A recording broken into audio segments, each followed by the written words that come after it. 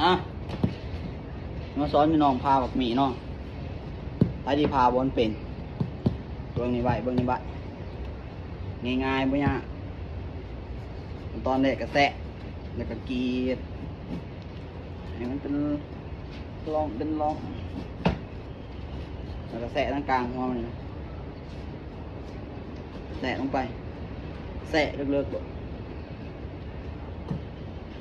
แล้วก็เล็กมากงัดออกมันจะมีตัวตีเล็กน้อยก็เอามีดมาแตะ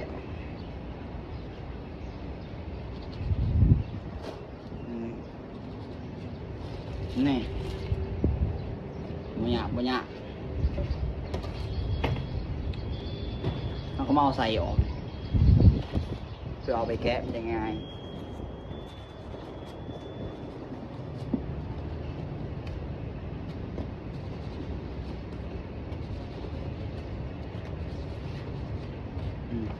เอาใส่ออกเดี๋ยวมันจะได้ประมาณแกะง่าย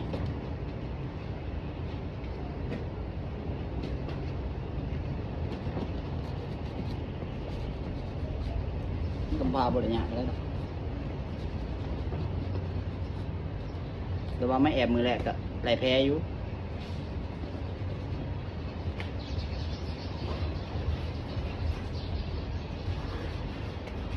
ก่อนเป็นกับไหลแพ้มาก่อนนี่บอก